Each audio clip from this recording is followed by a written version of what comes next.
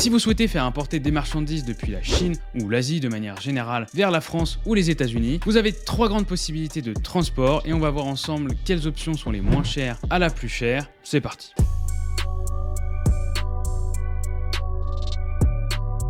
Un premier point à savoir est lorsque vous envoyez de la marchandise, on va utiliser le poids volumétrique et non le poids basique de votre produit. C'est-à-dire que si vous souhaitez importer des ballons géants en mousse, ce n'est pas parce que votre produit est très léger que vous ne payerez pas cher. Le poids volumétrique est une façon pour les transporteurs de calculer le coût d'expédition en tenant en compte de la taille et de l'espace que prend votre colis. Donc même si votre ballon est léger, si vous utilisez une grande boîte, vous allez payer plus cher car vous utilisez un espace plus important. C'est une des raisons pour lesquelles il faut optimiser son packaging pour économiser de l'argent lors de l'expédition. Deuxième point important que vous devez savoir, c'est que le prix du fret n'est pas fixe et qu'il évolue constamment en fonction de l'offre et de la demande. D'une semaine à l'autre, vous pouvez donc avoir un écart de prix assez considérable. Par exemple, pour la période de Noël, les tarifs explosent. Pour vous donner un exemple d'actualité, à l'heure où j'enregistre cette vidéo, il y a un bordel en mer Rouge et les prix n'ont pas arrêté de grimper. Les espaces dans les conteneurs se raréfient et donc le prix monte. Vous allez me dire, oui Clément, c'est sympa ton histoire, mais au final on fait comment pour avoir les bons prix si ça change tout le temps? Alors il y a 2 méthodes. Le plus simple est de demander un devis directement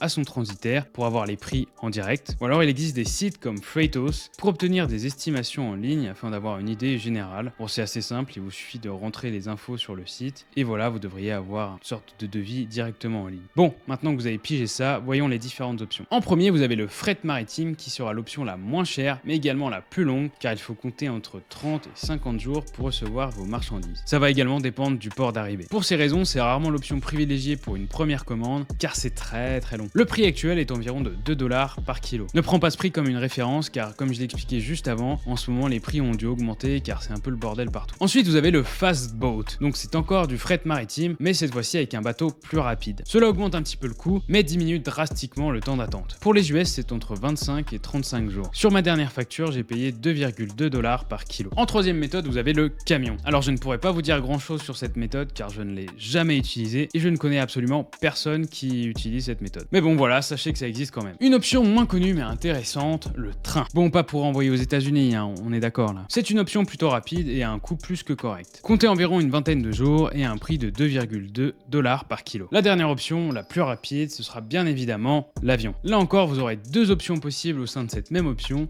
le air cargo, qui coûte environ le triple du bateau, donc environ 6 $ par kilo. Mais par contre, vous pouvez avoir votre marchandise en moins de 15 jours. C'est une option intéressante pour des petits produits ou si vous avez besoin de faire un réassort rapide pour éviter une rupture de stock par exemple. Et donc la deuxième option sera le Air Express qui correspond à tout ce qui est UPS, DHL, FedEx, etc. qu'on utilise généralement pour les échantillons car sinon c'est beaucoup trop cher. Et voilà, maintenant vous connaissez les principales options intéressantes et vous avez une idée à peu près du prix. Il ne vous reste plus qu'à trouver un transitaire fiable, ce qui peut être une tâche assez ardue. Mais si vous souhaitez rester à la page et avoir les dernières actualités, abonnez-vous à notre newsletter. C'est totalement gratuit et on vous envoie uniquement un email par semaine avec les infos importantes comme les prix qui explosent. Et on vous donne aussi des techniques intéressantes pour les vendeurs Amazon FBA ou pour les e-commerçants. On se retrouve bientôt pour une prochaine vidéo. Tirez-vous!